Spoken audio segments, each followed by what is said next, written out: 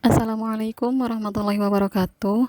Kami dari kelompok 4 akan memaparkan materi yang berjudul Doruriyatul Khomas. Sebelumnya, saya akan memperkenalkan rekan-rekan saya terlebih dahulu.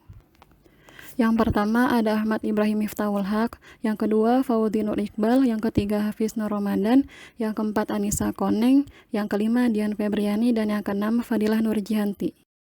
Selanjutnya, saya akan menjelaskan makna Ad-Doruriyatul Khomas. Islam memerintah kepada setiap kebaikan dan melarang dari setiap keburukan. Setiap perintah agama Islam pasti mengandung manfaat dan kebaikan, dan sebaliknya, setiap larangan agama Islam pasti mengandung kerugian dan kejelekan. Syariat Islam ditetapkan untuk menjaga dan memelihara agama, jiwa, keturunan, akal, dan harta, yang merupakan ad-doruriyatul khomas, 5 perkara mendesak pada kehidupan manusia. Sehingga setiap orang yang melanggar salah satu masalah ini harus mendapatkan hukuman yang ditetapkan syariat yang disesuaikan dengan pelanggaran tersebut. Selanjutnya, saya akan menjelaskan pembagian ad-doruriyatul khomas yang ketiga sampai yang kelima. Yang ketiga adalah penjagaan Islam terhadap akal. Sarana untuk menjaga akal ialah ilmu. Kalimat wahyu pertama kali yang sampai kepada Rasulullah SAW dan menyentuh telinga beliau SAW ialah kalimat Iqra, yang artinya adalah bacalah. Setelah itu kalimat Allamal insana ma lam ya'lam, yang artinya dia mengajarkan kepada manusia apa yang tidak diketahuinya. Quran Surat Al-Alaq ayat 5. Akan tetapi, ilmu ini wajib diiringi dengan amal perbuatan. Ilmu bukan sekedar untuk diketahui, namun dengan ilmu agar bertakwa, beramal solih, serta menjauhkan diri dari perbuatan maksiat dengan landasan takwa kepada Allah Azza wa Jalla. Karena membaca merupakan jalan mendapatkan ilmu, meskipun bukan jalan satu-satunya, akan tetapi dia merupakan jalan terpenting. Dalam nas Al-Quran yang lain Allah berfirman, Wa qur rabbi zidni ilma, dan katakanlah, Ya Robku, tambahkanlah kepadaku ilmu pengetahuan. Quran Surat Toha ayat 114. Selanjutnya adalah penjagaan Islam terhadap harta.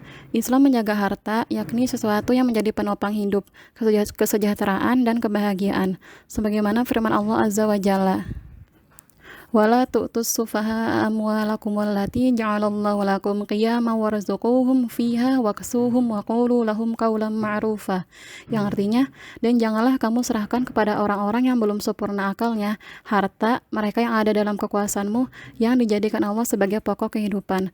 Quran Surat An-Nisa ayat 5. Maksudnya, kemapanan keberadaan manusia ialah dengan harta. Oleh karenanya terdapat perintah mengeluarkan zakat, sedekah, dan zakat merupakan hak Allah Azza wa Jalla, sehingga orang yang berhak menerimanya terjaga dan harta yang mengeluarkannya juga menjadi bersih dan suci. Untuk menjaga harta, maka Islam mengharamkan segala bentuk pencurian, yaitu mengambil harta orang lain tanpa sepengetahuan dan kerelaannya. Mencuri juga termasuk dosa terbesar dari dosa-dosa besar, sehingga pelakunya diancam dengan hukuman yang sangat buruk, yaitu potong tangan. Selanjutnya adalah realisasi penjagaan Islam terhadap harta. Yang pertama, Islam mewajibkan beramal dan berusaha. Yang kedua, memelihara harta manusia dalam kekuasaan mereka. Yang ketiga, Islam menganjurkan bersedekah, memperbolehkan jual beli dan hutang piutang. Yang keempat, Islam mengharamkan perbuatan zalim terhadap harta orang lain dan wajib menggantinya. Dan yang kelima, kewajiban menjaga harta dan tidak menyia-nyiakannya. Selanjutnya adalah penjagaan Islam terhadap nasab atau hifzun nasab. Sebagian penjagaan terhadap nasab, maka Islam mengharamkan perzinaan dan segala wasilah yang mengantarkan kepada perbuatan tersebut, seperti berbicara, melihat, dan mendengarkan hal-hal yang haram yang memicu terjadinya perbuatan zina. Allah Subhanahu wa taala berfirman, "Wala taqrabuz zina innahu kana fahisyatan wa sa'a sabila." Dan janganlah kamu mendekati zina, sesungguhnya zina itu adalah sesuatu perbuatan yang keji dan suatu jalan yang buruk. Quran Surat 17 ayat 32.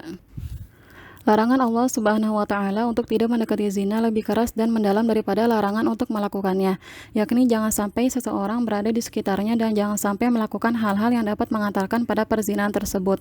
Atau dengan bahasa lain, jika hanya sekadar mendekati saja diharamkan, maka melakukannya sangat lebih haram lagi. Selanjutnya adalah realisasi penjagaan Islam terhadap nasab. Yang pertama adalah anjuran untuk melakukan pernikahan, yang kedua persaksian dalam pernikahan, yang ketiga kewajiban memelihara dan memberikan nafkah kepada anak, termasuk kewajiban memperhatikan pendidikan anak. Yang keempat adalah mengharamkan nikah dengan pezina, yang kelima adalah melarang memutuskan untuk talak jika tidak karena terpaksa, dan yang keenam adalah mengharamkan ikhtilat. Alhamdulillah telah selesai materi yang kami paparkan. Jazakumullah khair. Mohon maaf bila ada kesalahan. Kebenaran datangnya dari Allah dan kekurangan datangnya dari kami pribadi. Wallahu a'lam bishawab. Wassalamualaikum warahmatullahi wabarakatuh.